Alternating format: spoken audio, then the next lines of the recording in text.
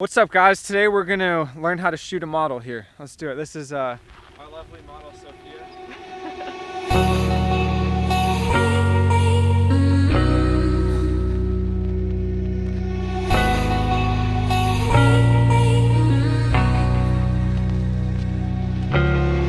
Feeling the sun, party done, shadows walking home, walking with a game on.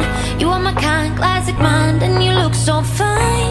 So key things to do with the model here is you don't want to have them facing forward too much. You want to display a good story, but try not to face them forward all the time. You want to have like 45, what is it near the model? Right? It's profiles. Yeah. There we go. Okay. Explain it. But don't talk to me, talk to them. What he's saying is like, you don't want it head on like this, like stand like this or look like this or like go here or turn around. See that? So you don't always, basically what she's saying is you don't necessarily want to be perfectly straight with the camera. You want to be off to an axis a little bit, like that or something. You want to be fun and social with the model too. It's always awkward if you're just sitting there shooting in silence.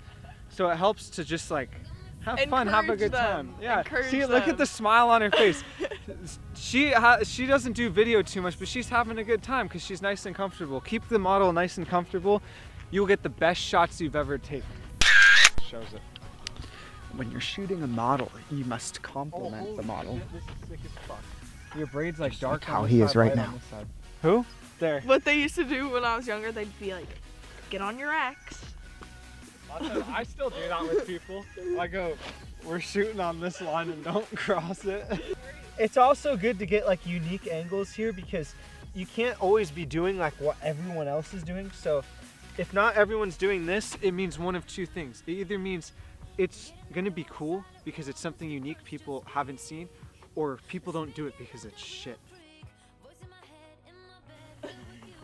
Also, what I've noticed is you can tell a model what to do, but when you catch them in that like, what's it called?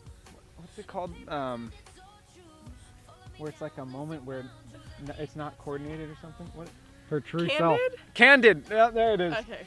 Yeah. Candid moments always turn out the best somehow, as long as you're shooting right and they're doing their thing.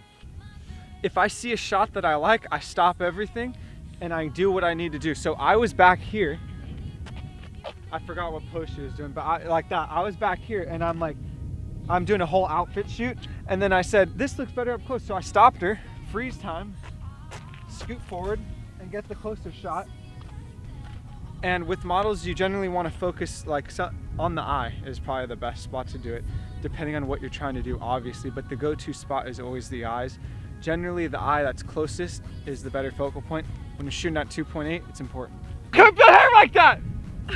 Wait, no, but move it a little bit. It's too much. Just like, we need like one little strand.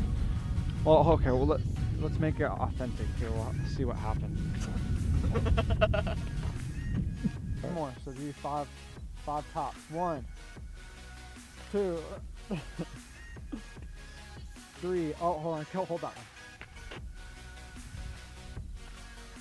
I know I lied about 5. 4.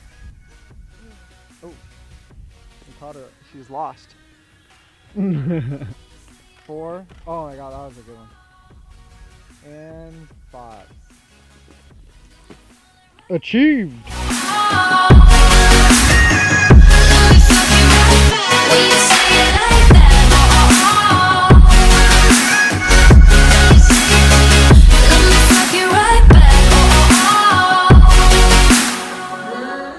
You guys, so I know I didn't talk a ton, but I hope you can visually learn here, mostly by looking at Sophia's different poses. You can either use this if you're a model or as a photographer to tell your model what to do and give them like a vibe to set.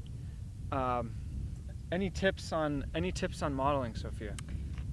Honestly, like don't think about it too much. Like the camera's on you, just kind of move, flow through it, and yeah. And you just go.